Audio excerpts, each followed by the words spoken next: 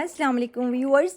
आज हम बनाने जा रहे हैं मटन कौरमा, यानी कि बकरे के गोश्त का पतला सिंपल झटपट तैयार होने वाला शोरबा। और ये चैनल मैंने बनाया ही उन सब लोगों के लिए और बच्चे बच्चियों के लिए है जो किसी मजबूरी की वजह से खाना बनाना चाहते हैं या शौकिया, और उनको कोई गाइड करने वाला यानी कि रहनुमाई करने वाला कोई नहीं होता और उनको परेशानी उठानी पड़ती है। तो परेशान मत हो, मेरे चैनल पे विज़िट करें, एक रेसिपी ट्राई करें, सेम रेसिपी जो मैं आपको बताती हूँ। अगर आपको फिर परेशानी हो तो आप ज़रूर मुझसे रब्ता करें और आप जो है वो कमेंट करें।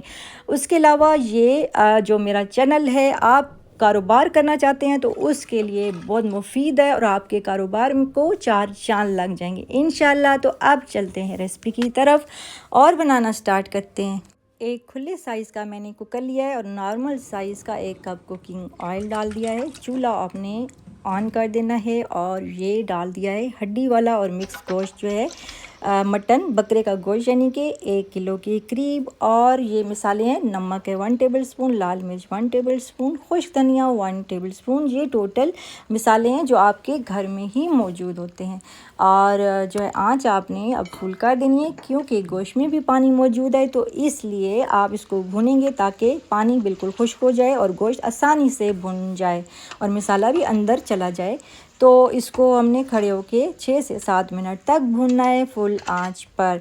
और यहाँ पर मैं ये भी बताती चलूँ कि ये मैं 5 से 6 मेंबर्स के लिए बना रही हूँ, लेकिन आप पे डिपेंड करता है कि आपके मेंबर्स कितने खुश खुराक हैं या कितने घर में मेंबर्स हैं। मैं नॉर्मली खाना जो है वो 5 से 6 मेंबर्स के लिए, अफराद के लिए बनाती हूँ। तो आपने उसी हिसाब से क्वांटिटी मिसालों की भी, गोश्त की भी कम ज़्यादा कर सकते हैं। यानी कि अगर चिकन है, गोश्त है, तो आप पाओ आधा किलो, किलो, 2 किलो, जो भी जितने मेंबर्स हैं उस हिसाब से ही आप बनाएंगे। 8 गिलास मैं पानी डाल रही हूँ। इसमें अदरक का पेस्ट है 1 खाने का चमचा और लहसुन का भी पेस्ट 1 खाने का चमचा है, पानी में मिक्स कर दिया था। और ये अब इसको मिक्स करेंगे गोश्त को और तेज़ आंच कर दें और उबाल आने तक अभी इसको मिक्स करते रहें। और ये बिल्कुल ऐसे हो जाएगा जैसे मुंह में जाती बोटी घुल जाती है, और इवन के इसकी जो हड्डी है वो भी हलवे की तरह हो जाएगी इंशाल्लाह, और बहुत टेस्टी बनेगा। और जो है आंच आपने बिल्कुल फुल कर देनी है और आप इसको लगा देते हैं प्रेशर पे। 38 मिनट तक इसको देंगे प्रेशर।